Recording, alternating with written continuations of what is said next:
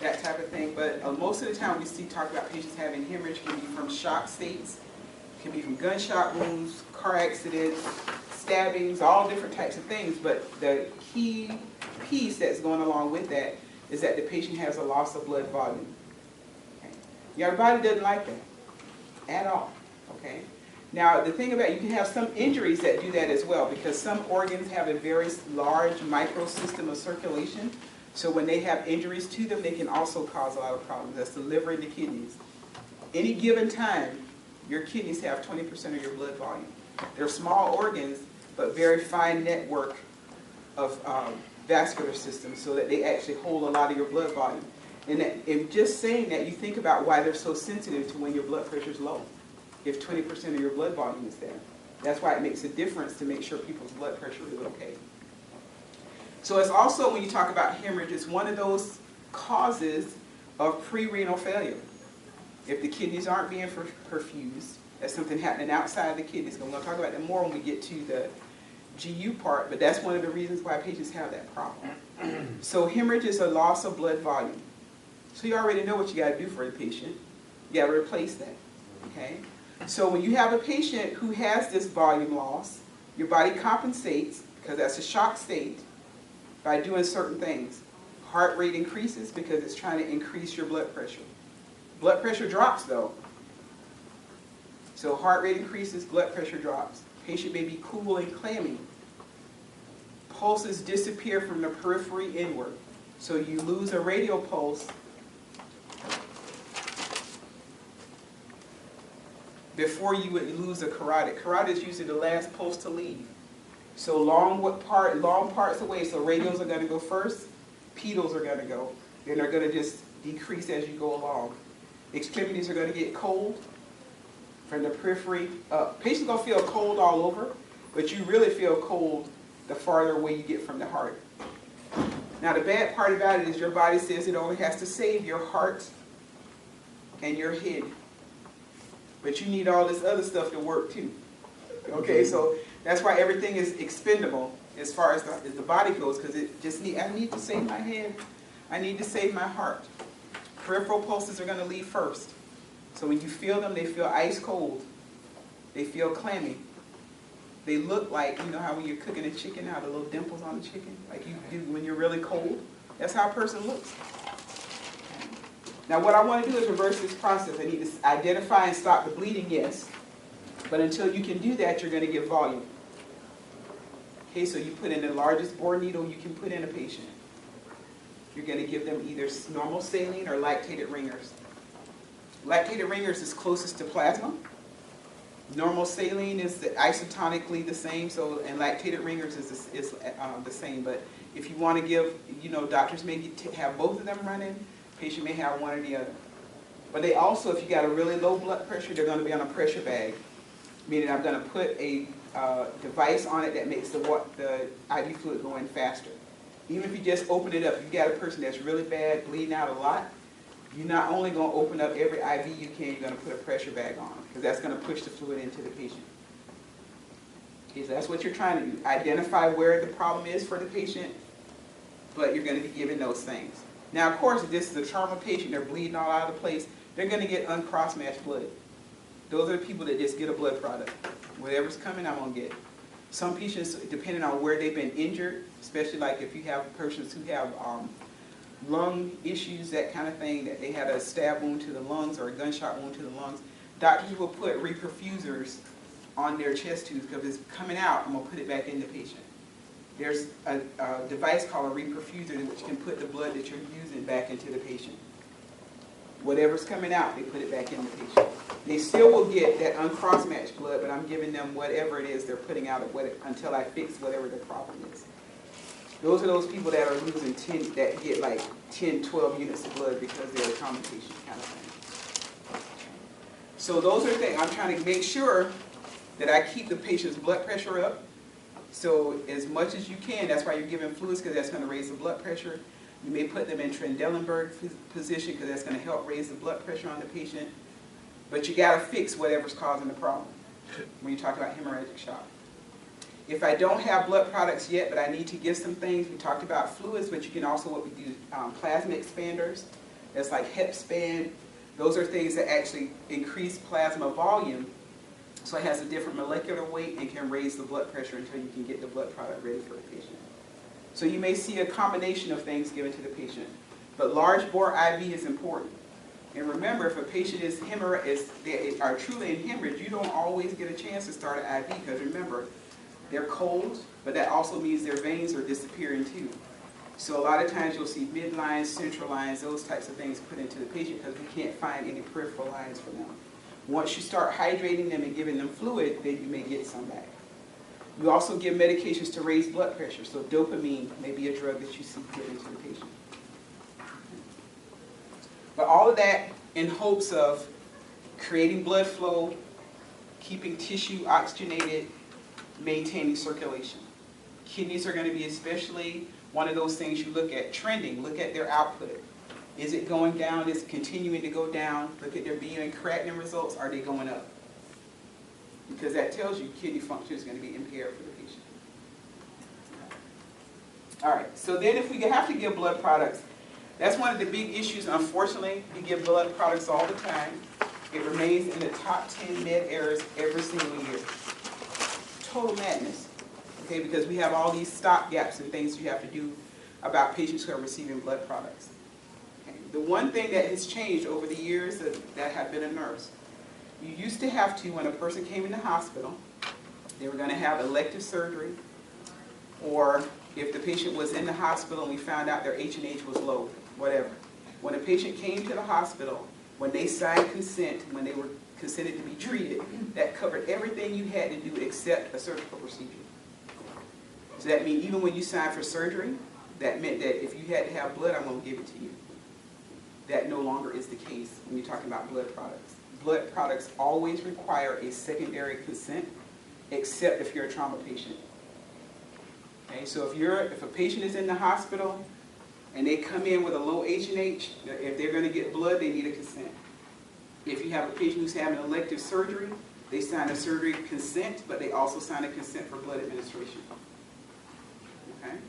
So I'm going to give the patient blood. This is the thing I always do for any patient I'm going to give blood for. I go see everybody else I have to see first. If I got 4 patients, I go see all those other 3. I want to make sure they're all set and going to leave me alone for about an hour.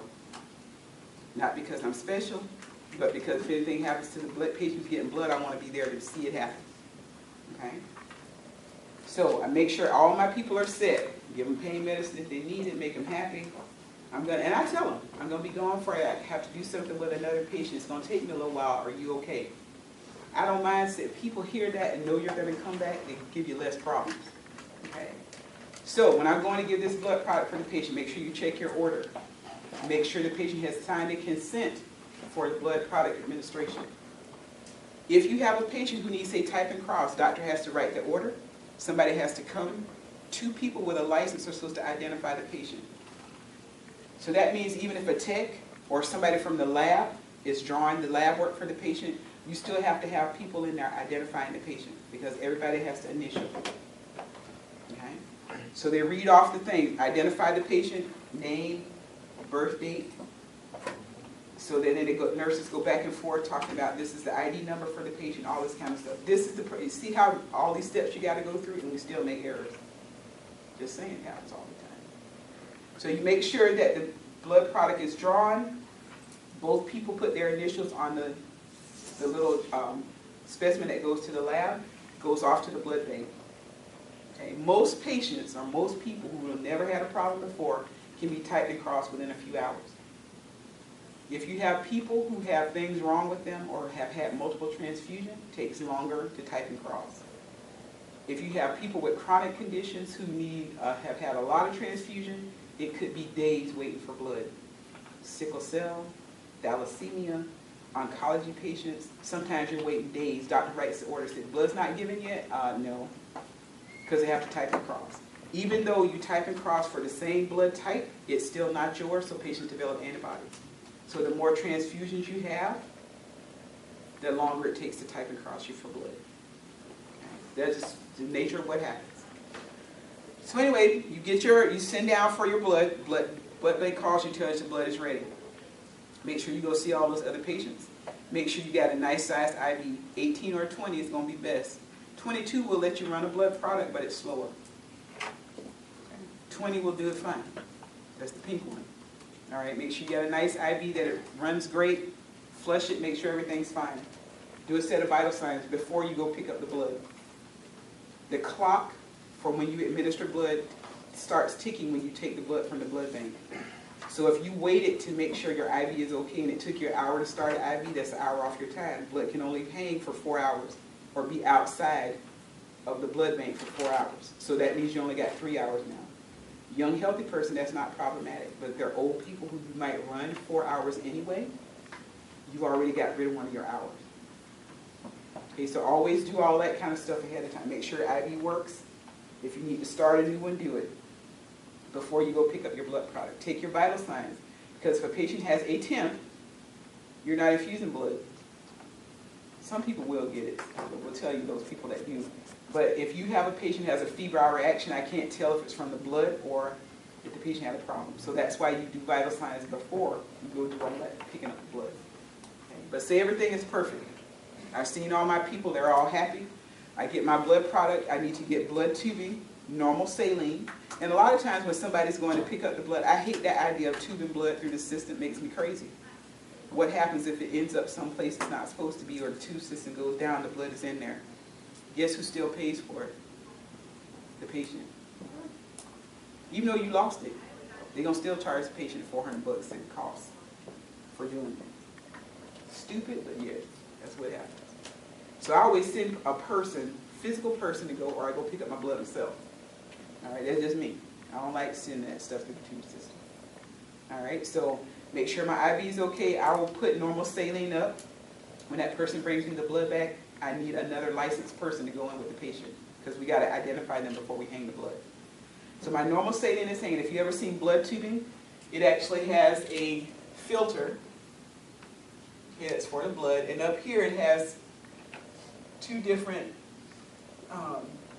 spikes. So I'm going to put normal saline on one, and it has a little roller clamp here. And then I'm going to put blood up here. Okay, so when that person comes back to me from downstairs and raise my blood, I already have normal saline hanging. Those are roller clamps. So I clamp the blood part off, but saline is running. So that's what's spiked and running. Normal saline is the only thing you can run with blood product. Ever. You cannot run lactated ringer. You cannot run any dextrose solutions. Only normal saline. So I have a normal saline running because I'm waiting for somebody to come in there, because you can't start the blood by yourself. Always has to be somebody in there with you. They come in. I'm going to read off. We're going to identify the patient again. John Smith. What's your birthday? Do that. Then I'm going to say this is blood product. I'm going to say it's A negative.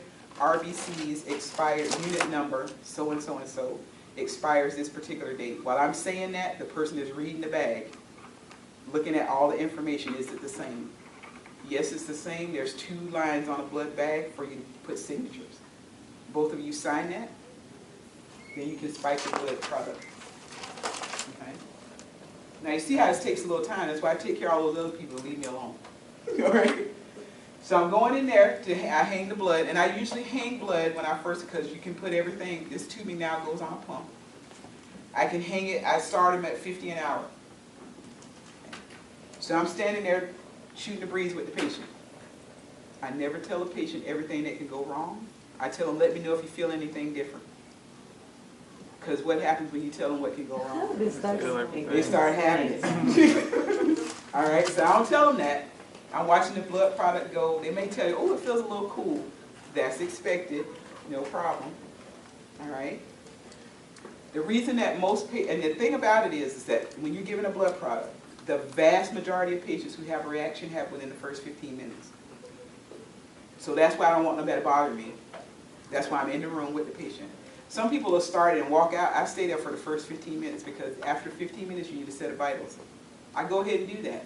But I've observed you, the blood is going fine, we don't have a problem. I'm going to increase the rate of flow. Young, healthy person, I'm going to give you unit of blood in about 2 hours. If it's not emergent. If it's emergent, I'm putting it in. Okay? So 2 hours, I can do that. If I got you a little older, 45, 55, 60, I may do it 2.5, 3 hours. 70-year-old lady, I'm going close to 4 hours. Now remember, the maximum time that blood can hang and be out of the blood bank is 4 hours. That's why you make sure your IV is okay before you do that. Okay? Now some of these little old ladies, okay, I'm giving you this blood product, and yes, you need it because your hemoglobin is 6.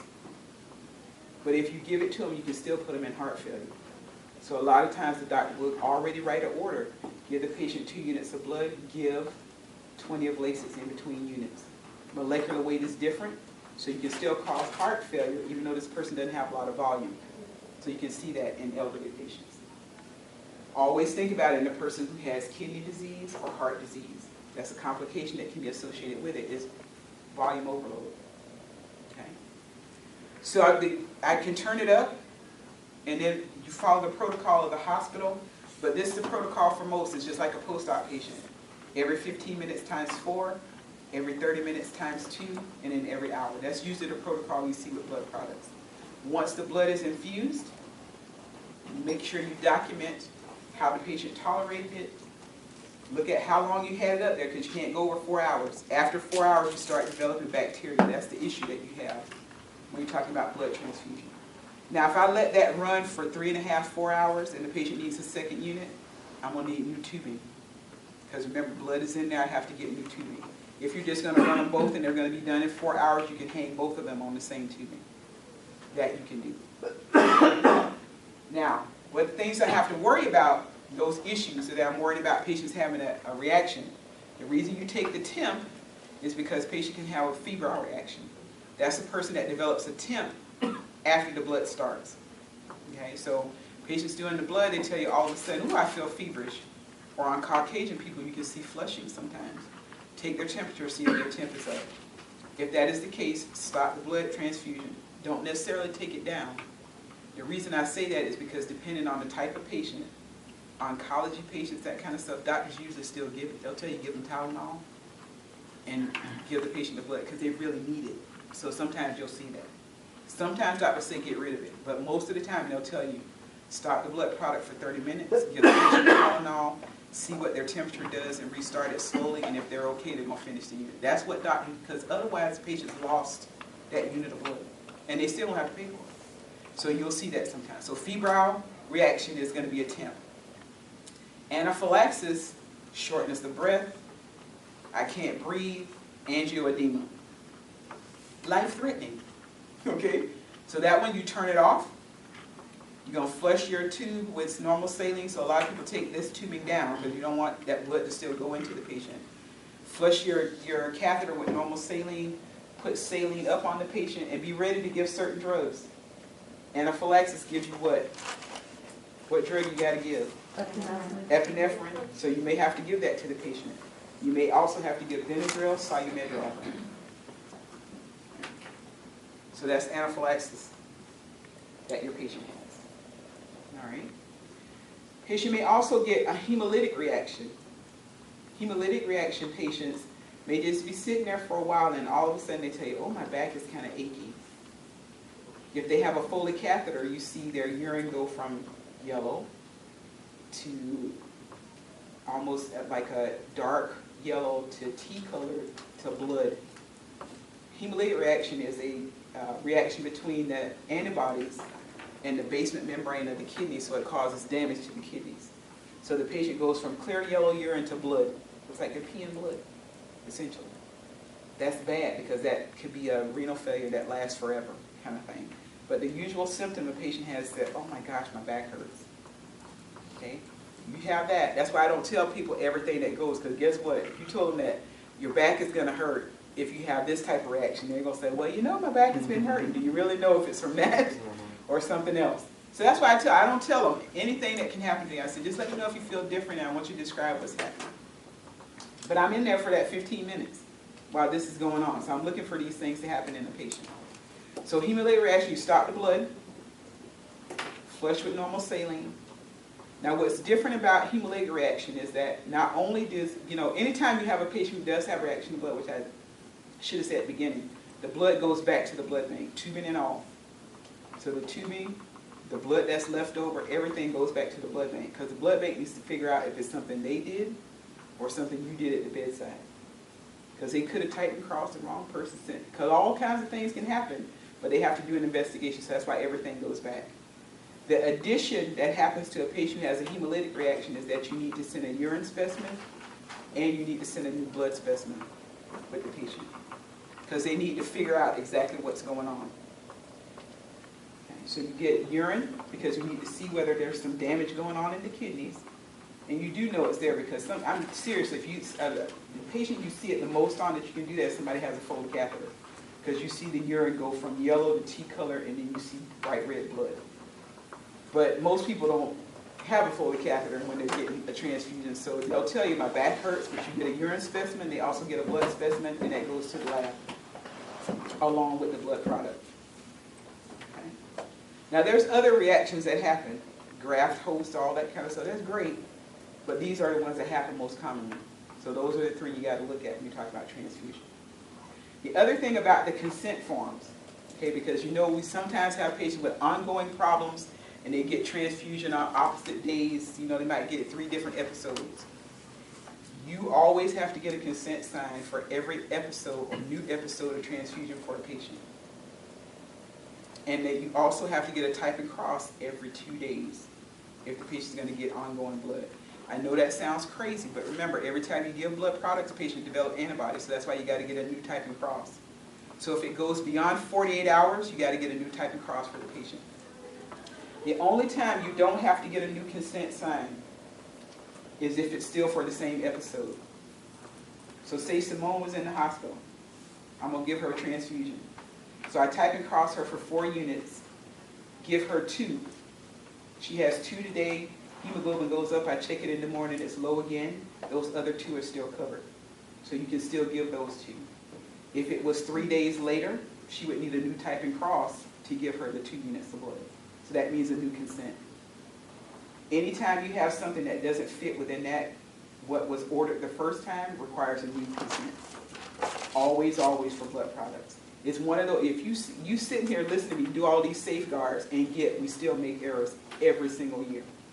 It is one of the most common medication errors that we have every single year. Insulin, heparin, and blood. But yet you're supposed to go through all these things when you give a blood product to a patient. It's madness, but we do it all the time. And it's because you miss one of those things. Oh, I'll go in and identify the patient with you after. Go ahead and start it. People do stuff like that. Or they have it, you know, and this comes back sometimes when they're doing auditing, that the blood was out of the blood bank and the patient still got the blood. Even though they don't count it as a mid-error at the time, when they go back and look at the charts, it becomes a mid-error because you had the blood out so long. Because it shouldn't have been given. And part of the reason why they hate and why ORs waste so much blood, they don't want them to come pick up blood until you need it. Because if you are out of the blood bank more than 45 hours, they will not take the 45 hours. 45 minutes, they won't take the blood back.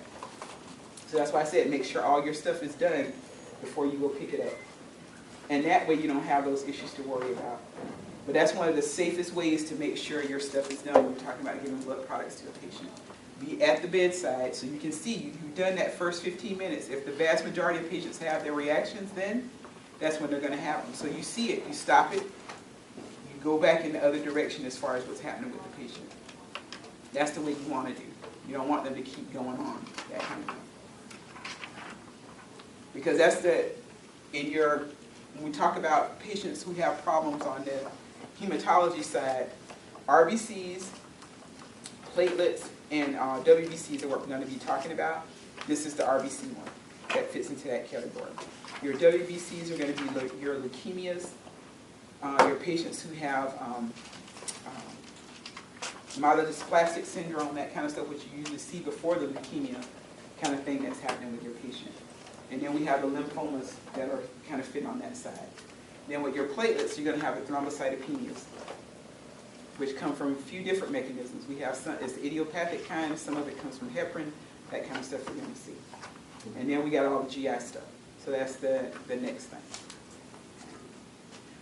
So tomorrow morning, I will see people for clinical tomorrow.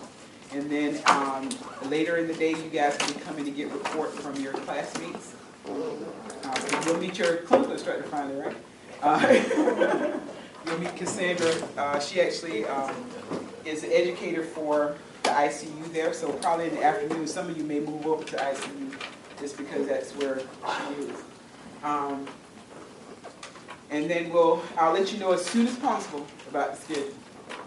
Okay? 6 a.m. tomorrow? 6:30. I have to have y'all up on the floors by 6:45 because you know they start huddle at 6:45. All right? So I will see you in the morning. That's great. I'm there before 6 o'clock. So Miss Henderson, yeah, what time for afternoon? Just what did you say? you need to be there 3:15? about 3:15 so you can get report from the morning people. I gotta go. I'll talk to her Cafeteria, right? tonight. Yeah, cafeteria. 30 for you.